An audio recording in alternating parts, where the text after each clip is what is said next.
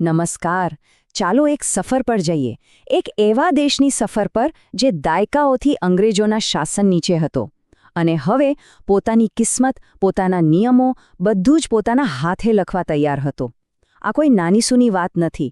આ તો લગભગ 90 વર્ષના લાંબા સંઘર્ષની અને આખરે ભારતનું બંધારણ કેવી રીતે બન્યું એની આખી કહાણી છે. પણ સવાલ તો એ જ છે ને કે દુનિયાની સૌથી મોટી લોકશાહીએ આટલી બધી વિવિધતાવાળા દેશે પોતાની રૂલબુક એટલે કે પોતાનું બંધારણ આખરે લખ્યું કેવી રીતે? આટલા બધા લોકો, આટલા બધા મંતવ્યો, એ બધા વચ્ચે એકમત કેવી રીતે થયો હશે? ચાલો આખી વાતને મૂળથી સમજીએ. આપણી આખી વાતચીતનો આધાર આ 2 તારીખો પર ટકેલો છે. એક તરફ છે 1858, જ્યારે બ્રિટિશ તાજે સીધું જ ભારત પર રાજ કરવાનું શરૂ કર્યું, અને બીજી તરફ છે 1947, જ્યારે એ જ રાજનો અંત આવ્યો. આ જે 90 વર્ષનો સમયગાળો છે ને, એ ખાલી કેલેન્ડરના પાના નથી, પણ એમાં સંઘર્ષ છે, વાટાઘાટો છે અને પોતાનું શાસન સ્થાપવાની એક જબરદસ્ત ઈચ્છાનો પૂરો ઇતિહાસ છે. તો ચાલો શરૂઆત કરીએ એકદમ પહેલા પ્રકરણથી. વાત છે 1857ના બળવાનની. આ કોઈ સામાન્ય સૈનિક વિદ્રોહ નહોતો, ના. એ તો એક એવો ભૂકંપ હતો જેને ભારતમાં અંગ્રેજોના શાસનની આખી જમીન હલાવી દીધી. આ બળવા પછી જ ઈસ્ટ ઇન્ડિયા કંપનીનું શાસન ખતમ થયું અને શરૂ થયો બ્રિટિશ તાજના સીધા નિયંત્રણનો એક નવો યુગ. અને આ ફેરફાર ખાલી નામનો નહોતો. હવે સત્તા એક વ્યાપારી કંપનીના હાથમાંથી નીકળીને સીધી બ્રિટિશ તાજ એટલે કે બ્રિટનની સરકાર પાસે પહોંચી ગઈ. જે પહેલાં ગવર્નર જનરલ કહેવાતા, એ હવે વાઇસરોય બની ગયા, જે સીધા રાજાના પ્રતિનિધિ હતા. અને હા, લોર્ડ કેનિંગ પહેલા વાઇસરોય બન્યા.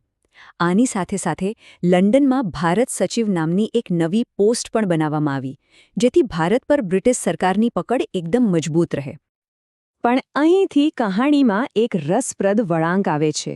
અંગ્રેજોને ધીમે ધીમે સમજાવા લાગ્યું કે ભાઈ, ભારતીયોને સાવ બાજુ પર મૂકીને તો રાજ નહીં કરી શકાય. એટલે એમણે ખૂબ જ સાવચેતીથી ભારતીયોને શાસનમાં થોડી થોડી જગ્યા આપવાનું શરૂ કર્યું. જેમ કે લોર્ડ કેનિંગે પોર્ટફોલિયો સિસ્ટમ શરૂ કરી, જેમાં અલગ અલગ વિભાગોની જવાબદારી સોંપાઈ. પછી 1885માં કોંગ્રેસ બની અને એના દબાણને કારણે બનારસ અને પટિયાલાના રાજા જેવા કેટલાક ભારતીયોને વિધાન પરિષદમાં સ્થાન મળ્યું. ભલે આ પગલાં નાના હતા, પણ કહી શકાય કે લોકશાહીના જે બીજ હતા તે અહીંથી જ રોપાવાની શરૂઆત થઈ હતી. હવે આપણે વાર્તાના બીજા તબક્કામાં આવીએ છીએ. અને આ તબક્કો છે ને, એમાં એક મોટો વિરોધાભાસ છે. એક બાજુ ભારતીયોને શાસનમાં વધુ ભાગીદારી મળતી દેખાય છે, પણ બીજી જ બાજુ એવા બીજ પણ વાવવામાં આવ્યા જેણે આગળ જતા દેશના ભાગલાનો પાયો નાખ્યો. 1909ના મોર્લે મિન્ટો સુધારા આ એક મોટી ઘટના હતી.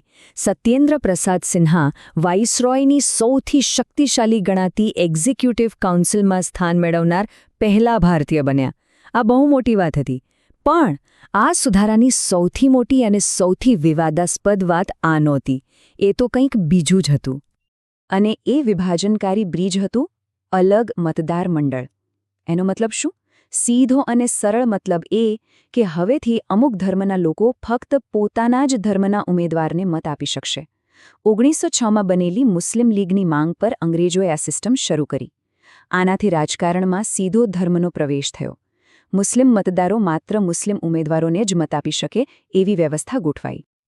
અને આ નીતિની અસર એક ખૂબ જ ઊંડી અને લાંબા સમય સુધી રહી. એટલા માટે જ ઇતિહાસમાં વાઇસરોય મિન્ટોને મુસ્લિમ કોમવાદના પિતા તરીકે પણ ઓળખવામાં આવે છે.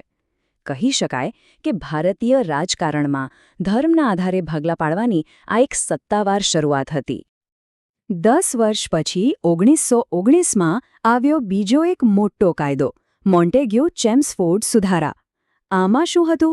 પહેલી વાત, કેન્દ્રમાં 2 ગૃહોવાળી સંસદ બની, જે આજે આપણી લોકસભા અને રાજ્યસભા જેવી જ વ્યવસ્થા હતી.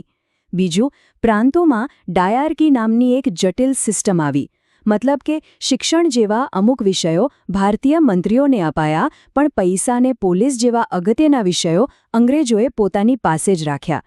પણ આ કાયદાની સૌથી ક્રાંતિકારી વાત એ હતી કે પહેલીવાર મહિલાઓને મત આપવાનો અધિકાર મળ્યો. સારું, તો અત્યાર સુધી આપણે અંગ્રેજો શું કરી રહ્યા હતા એ જોયું. હવે વાર્તાનું ફોકસ બદલીએ છે. હવે જોઈએ કે ભારતીય રાષ્ટ્રવાદીઓ શું કરી રહ્યા હતા અને આ બધા સુધારાઓ પર એમની પ્રતિક્રિયા કેવી હતી. તો થયું એવું કે 1927માં અંગ્રેજોએ ભારતના ભવિષ્ય પર રિપોર્ટ આપવા માટે સાયમન કમિશન બનાવ્યું. હેતુ સારો હતો, પણ એમાં એક બહુ મોટી અપમાનજનક ભૂલ હતી. જે કમિશન ભારતના ભવિષ્યનો નિર્ણય કરવાનું હતું એમાં એક પણ ભારતીય સભ્ય નહોતો.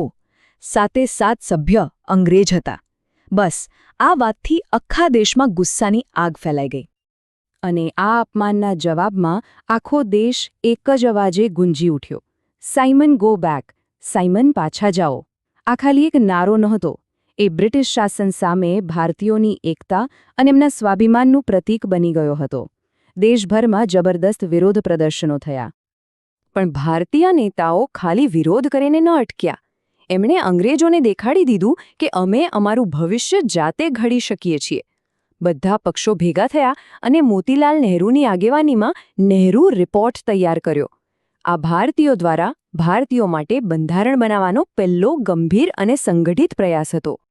અને હવે આવે છે આપણો ચોથો અને સૌથી મહત્વનો અધ્યાય, આઝાદી પહેલાંનો સૌથી મોટો કાયદો, ભારત સરકાર અધિનિયમ 1935. આને તમે આધુનિક ભારતના શાસનની બ્લુપ્રિન્ટ કહી શકો છો. જરા આ આંકડા પર નજર કરો.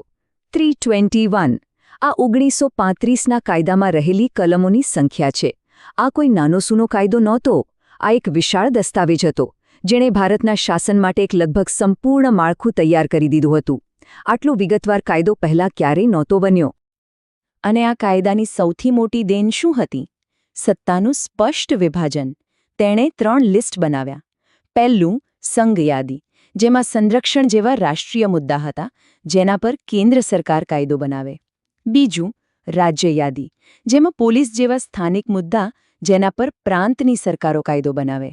અને ત્રીજું, સમવર્તી યાદી, જેમાં શિક્ષણ જેવા વિષયો હતા, જેના પર કેન્દ્ર અને રાજ્ય બંને કાયદો બનાવી શકે.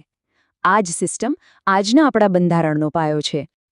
આ કાયદાએ ખાલી રાજકીય માળખું જ ન આપ્યું, પણ આજના ભારતની કેટલીક સૌથી મહત્વની સંસ્થાઓનો પાયો પણ નાખ્યો. દેશની આર્થિક કરોડરજ્જુ ગણાતી રિઝર્વ બેંક ઓફ ઇન્ડિયા એટલે કે આરબીઆઈ 1935માં બની, અને દેશની સર્વોચ્ચ અદાલતનું જે શરૂઆતનું સ્વરૂપ હતું એ ફેડરલ કોર્ટ 1937માં દિલ્હીમાં સ્થાપવામાં આવી. અને હવે આપણે આખી કહાણીના અંતિમ અને સૌથી નિર્ણાયક પડાવ પર પહોંચી ગયા છીએ. બીજું વિશ્વયુદ્ધ શરૂ થયું, જેણે આખી દુનિયાને બદલી નાખી, અને એની જ આગમાંથી ભારત માટે પોતાની બંધારણ સભા બનાવવાનો રસ્તો સાફ થયો. યુદ્ધમાં ફસાયેલા બ્રિટનને ભારતના સાથની ખૂબ જરૂર હતી, એટલે એમણે લાલચ આપવા માટે 2 પ્રસ્તાવો મૂક્યા. 1940માં ઓગસ્ટ ઓફર અને 1942માં ક્રિપ્સ મિશન. બંનેમાં એમણે કહ્યું કે યુદ્ધ પતે પછી બંધારણ સભા બનાવીશું. પણ હવે ભારતીય નેતાઓ કાચા પોચા વચનોથી માનવા તૈયાર નહોતા. એમની એક જ માંગ હતી, પૂર્ણ સ્વરાજ, એટલે બંને પ્રસ્તાવોને ફગાવી દેવામાં આવ્યા. અને ક્રિપ્સ મિશનની નિષ્ફળતા પર મહાત્મા ગાંધીએ જે કહ્યું હતું એનાથી વધુ સચોટ શબ્દો ન હોઈ શકે. એમણે કહ્યું, આ તો એક ડૂબતી બેંક પરનો પોસ્ટ ડેટેડ ચેક છે. મતલબ કે હવે અંગ્રેજોના વચનો પર કોઈને ભરોસો ન હતો. પણ પછી યુદ્ધ પૂરું થયું અને 1946માં આવ્યો એ નિર્ણાયક વળાંક, કેબિનેટ મિશન.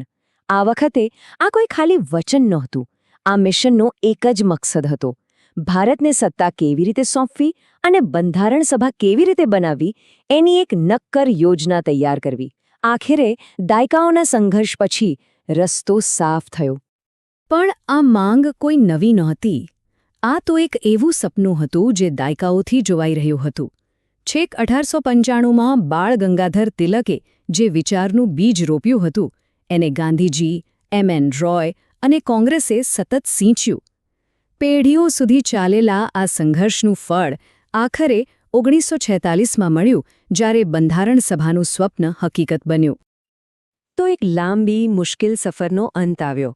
માળખું તૈયાર હતું, પણ અહીંથી એક નવી અને કદાચ એનાથી પણ મોટી યાત્રા શરૂ થવાની હતી. બંધારણ સભા તો બની ગઈ, પણ હવે સૌથી મોટો સવાલ એ હતો કે આઝાદ ભારતનો આત્મા કેવો હશે, એના પાયામાં કયા સિદ્ધાંતો, કયા મૂલ્યો હશે. આ એ સવાલો હતા જેનો જવાબ હવે ભારતે પોતે પોતાના